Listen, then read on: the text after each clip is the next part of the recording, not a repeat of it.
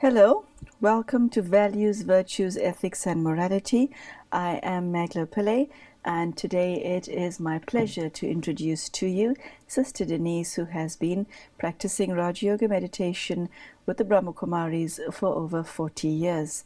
The topic of today's show encompasses a lot of things that we've covered before, but today we take a particular interest in the subject of external moral authorities.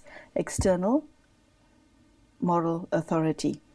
The reason that this is of interest to Sister Denise is because she's covers the subject of conventional morality quite deeply through this entire series. We ask that you look at your own conscience, you look at your own set of ethics, your own values, your own internal moral compass, and ask yourself, are you the person that you would like to be? Or is there a gap between the person that you'd like to be and the person that you are? Sister Denise shares her deep spiritual insight into that which has worked for her, and she invites you for this half an hour to look at how you can improve the quality of your life. Thank you, Sister Denise, for joining us, and a very, very warm welcome to today's show. Thank you. External moral authority. What do you mean by that topic? The people in your life who present what you should do, what you shouldn't do, what's right, what's wrong, and why, these are the external moral authorities. There's an inner moral authority, which is your own conscience, your own thinking, your own personal ethical policy, but that is built over years. So the young child, first of all, is in relationship with parents. Mm-hmm. And the parents, for a very small infant, the young child is the center of its own universe. And so you just see the love, the smiles of the mother and father. You are fed, you are cared for, you are the center of their universe. And in that case, everything is okay. And so your relationship with them is everything that they are and everything that they do is perfect. You get a little bit older, it's time to go to school, and you are introduced to a little wider world of other young people your age. And then you have a teacher. Very often you have one who is a very important main teacher for you. As you get older, there are different teachers for different subjects, but in many cultures you have one teacher who is really the one who teaches you the way to be a person in community, in the wider community. So that teacher is, just as your parents are a kind of God for you, your teacher is another kind of God for you. And then it can happen also around the same time you get introduced to the religion of your parents, and there are people who are the instruments of that religion, the priests, the imam, the pujari, whatever name is given to the person who is in that office, and they start to teach you about religion and about what it means to be a religious person, a good person, etc. So these are the three substantial external moral authorities, and they really take it upon themselves to inform the child about what is right, what is wrong, what is good, what is bad, and they teach the child, they raise the child, they mold the child according to that society that that child is born into. So this is what external moral authorities are, and the main ones: parents, teachers, religious leaders. Okay. And the child assumes that they are faultless and flawless. Later on in life, you begin to realize, well, they're just human beings like everybody else, and they have human failings like everybody else, but the child doesn't see it that way. And so this value system that's taught to the child regards it as being the gospel truth. Yes. Okay. And then at some point the child grows up and has to or uses it as it does that become the child's conscience?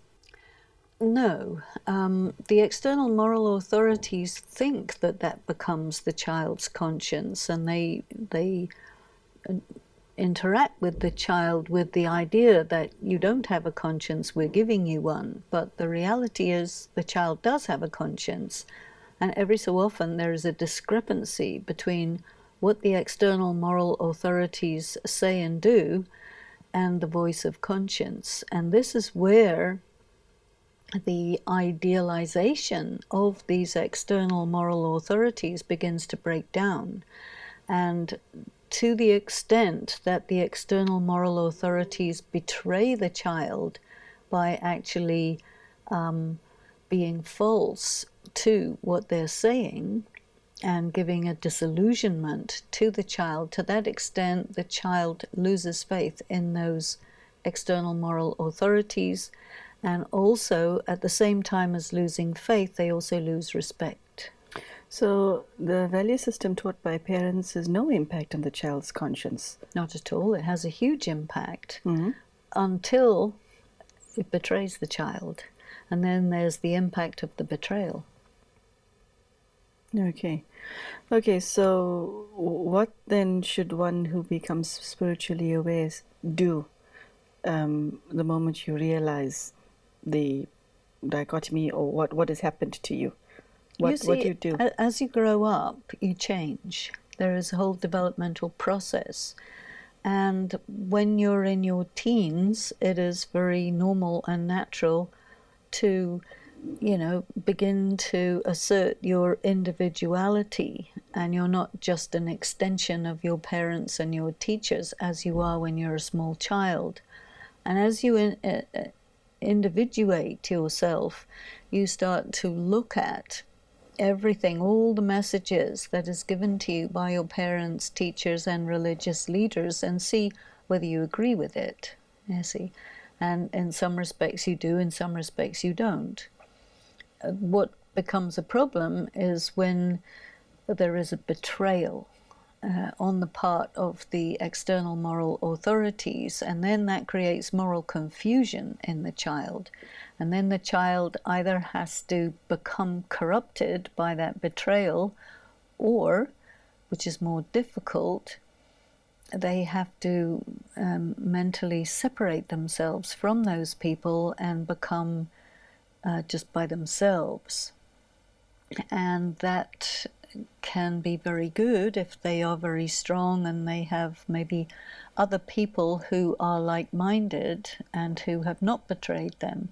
But if they're really alone, then that may cause them to become psychologically damaged. How has what you just described impacted on what the world has become?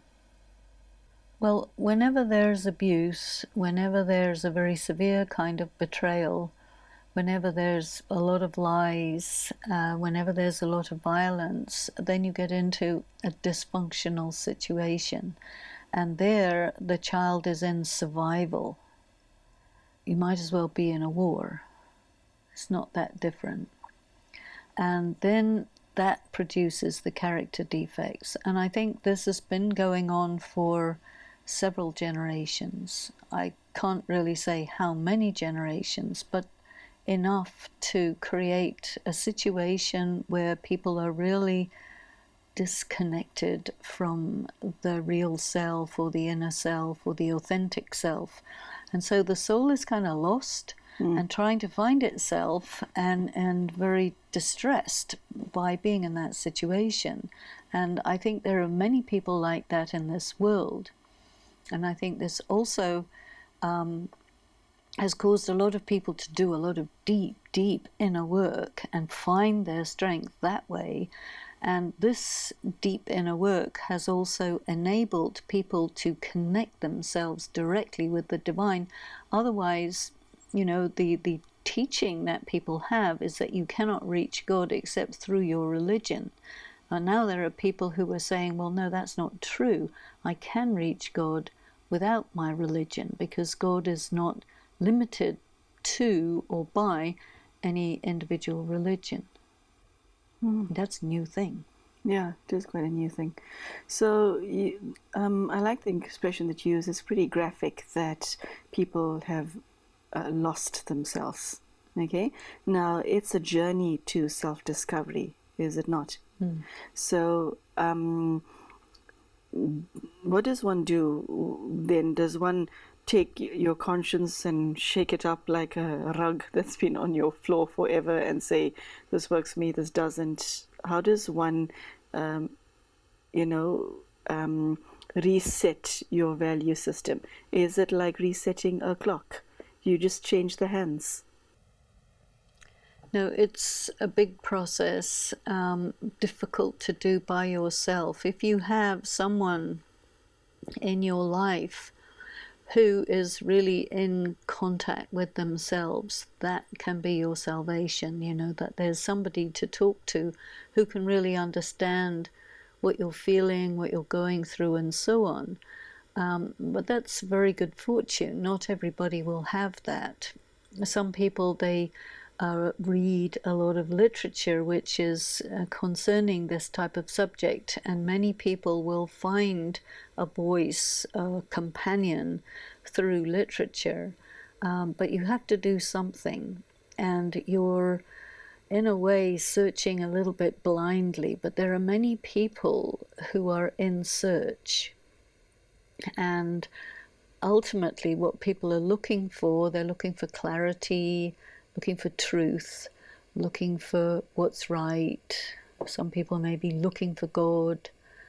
Some people may be looking for the real self. They'll put it in different ways, but eventually I think this search takes them to pure spirituality, because that's the only thing that will satisfy such a dissatisfied soul. And how would you recognize true spirituality? Because there's so much out there. There's so many, if you're walking through a row of jewelry shops and 9 shops are selling fakes and one is real, how are you able to separate that which appears to be from that which is the authentic, real thing? You know, there's something called the ring of truth. Yes. And so, and I've experienced it in a number of situations, that suddenly somebody will say something that's so true, everything stops. I've had quite a lot of this on the show. Yeah. Yes. Yeah. Yes. But it's got a vibration, it's got a tone, it's got a very arresting quality, and you just say, wait a minute, I just got to, kind of feel this thing and let it resonate. Khalil Gibran once said, the ears long to hear what you've always known in your heart. Yes. Yes. So, okay, which brings me to my next question. That which you're looking for on the outside, but which you got to search for on the outside, is it already in there? That you're just waiting for somebody to bring it out?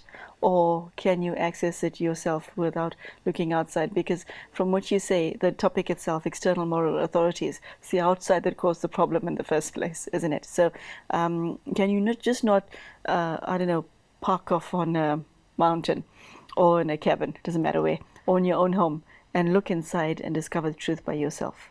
Well, the obstacle to that is that you internalize the voice of the external moral authorities, and that becomes or that displaces your inner voice, the voice of your conscience, and takes over. And that's a difficult thing. So the voices of the three primary influences that you mentioned earlier, do they superimpose themselves on top of your actual conscience, like that? Or they displace it and take residence in your being. So you got to get rid of it? Well, what you have to do is you have to go deeper than they are able to go to make connection with yourself. But your question was, can you have access to this from within yourself alone, or do you need something from the outside? Yes. And I think that there is an ancient memory inside which will present itself to you, but I think it's also necessary to make contact with that truth coming from the outside, so that there is a resonance between the inner and that outer. And this is what you're looking for, that resonance. So there are teachers available. There are. There are teachers available, and one will recognize the teacher. Yes. What was it? Was it Boyle who said that one recognizes the lion by the mark of its claw? Is that how one recognizes spirituality? Sometimes they also say when the student is ready, the teacher will appear. I prefer my expression, thank you. Okay, so you need external education and external spiritual education in order to access your own spirituality. I don't think it's really that way. There'll be a resonance between the inner awakening and an external validation, verification, and amplification, because internally there's only so much that you have. You don't have the whole thing. That was a lot of words. Explain them. Well, you have an inner sense of something. Okay. But you also need an external verification, because otherwise, how are you going to know that's not your imagination? Or you might start off with something that's right and go off track somewhere, and who knows where you'll end up. So you can't just rely on what's in here, because what's in here has been substantially affected, contaminated, distorted, skewed. All of this has happened. So you want to find some kind of still point of reference that's going to enable you to develop yourself internally with reference to that still point. Do you tell us more about the still point? And you'll watch me making myself comfortable. Yes, that sounds quite juicy. Do tell us more about the still point. Well, the still point... That's an exquisite expression, Sister Denise. It's exquisite. So the still point is the one that never changes, the one that always is, the one that's independent of all the rushing around that happens in this world. So the still point is outside this world, and this is why your inner landscape is very important, because it is from there that you can make contact with the still point, not from the outside. Okay. And a landscape of the external kind, one should tend to water it, put enough compost, tend to it, make sure it has enough of what it needs. How does one take care of one's internal landscape?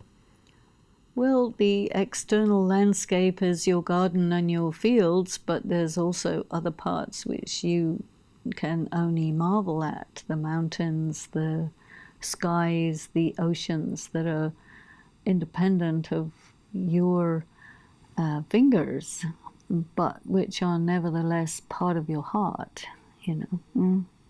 So I think when you go into the inner landscape, definitely you need to develop some disciplines, cultivate your virtues, hone your skills, sharpen your intellect. All of these things are very necessary, which allow you to enjoy the larger aspects of your inner landscape, which have to do with your relationship with the divine.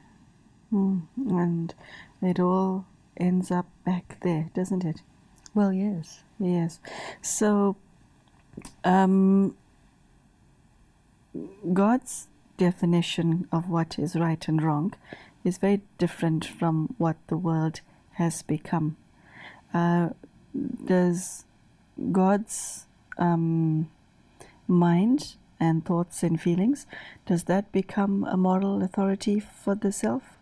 Does God have a set of rules and regulations? You see, when a child is brought up and influenced by those three moral authorities that you referred to, each of those teach a child what is right and wrong. Does God teach what is right and wrong? I think God does it very differently. I think the external moral authorities would love to think that they are imitating God, but I don't think they are at all. What God will tell you is what you are, and that is you are a soul. You are essentially made up of purity, peace, power, love, and bliss. Be that. So it's not a set of rules and regulations, but more a piece of advice and a suggestion. Be what you are, and stop being what you're not. For many, that may be not an easy thing to do. Well, it's very subtle. Yeah, because you rip the band-aid off quickly, or you rip it off slowly. It involves a bit of pain. Because all of these things, this external moral authority, your words, they become part of your identity, Denise. That's why I'm saying it's internalized. Okay, so to remove that what you considered to be, it becomes you. Okay, to remove what has become you hurts you. Well, that's because that's the ego. How do you deal with that pain? Well, you get fused with the ego. And so the erosion of the ego is a painful process because you are fused with it. And as it fritters away, you feel that you yourself are frittering away, but it's just that your identification with it is disappearing and dissipating and getting torn. So the pain occurs when the ego is under threat, you see, because it wishes to survive. And so one has to really distinguish oneself and unfuse oneself from the ego. And this is the way, or the way that you do this is by identifying with the still point of light. Okay. So Denise, when all of these influential people and things impact on your life, they teach you things, and at that time it becomes real for you. And then you develop feelings about it and them as a result. And then you grow up or go through a life change and then realize, but then that's no longer right. So your feelings change. My question in this context is, are your feelings real? Are your thoughts real? It's not really your feelings, it's your loyalty. To them? Yes. Okay. And so they will teach you that under any circumstances you must not break your loyalty to them, because if you do that, then you're bad. And so you have to get the idea that breaking your loyalty to them is not the same thing as being bad. That's a propaganda exercise, you see. Because you will break your loyalty to them when they no longer serve you. You will break your loyalty to external moral authorities when they no longer serve you. It's no longer of use to you. Not only that, but they start to become against you. There's this expression that is used in law, abrogated by disuse. Okay, is that what you're referring to? Well, to some extent abrogated by disuse, but also if that person is actually found to be misusing you, then the foundation of your loyalty to them has been broken. The contract has been broken, so you have no reason to continue the loyalty. You see, when you lose respect for someone, you can't respect them. You can pretend to respect them, but you can't actually respect them. So then, instead of respecting them, you respect them superficially. Okay. Share with us a bit more about the still point and how it impacts on the real you, the conscience. The still point of light, the being of God, becomes immediately accessible to you as much as you are in your inner spiritually awakened state. And then the external moral authorities are all of a sudden redundant, and they will feel that, so they won't like it because they get energy from you being or being involved with them.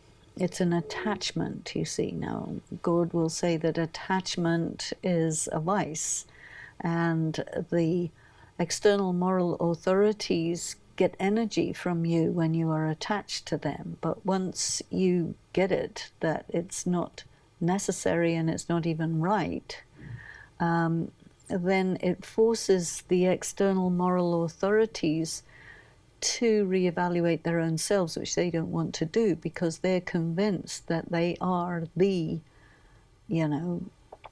embodiment of God or something close to that. And when you start going in a different direction and saying, no, well, I have my access to God, so I don't need you, they don't feel good, and so they will react to that situation by trying to make you feel guilty or to shame you or to do something to get you to come back to your former position. But once you've understood something, it's too late. You can't no longer understand something that you understand. So that creates friction, and so you have to manage it as diplomatically and correctly as you can. But, the fact is that you don't need them. Okay, that itself requires courage, does it not, to make that admission to yourself? You don't need them. Okay, so Denise, on that note, I think we'll bring today's show to an end. So thank you so much for your words. The deepest thing that I took from today's show is Sister Denise's description or name for the divine, which is still point. That is created quite a bomb in the studio, and I hope that you can feel it at home. And so this is a very big wake-up call for me, and I hope it is for you as well.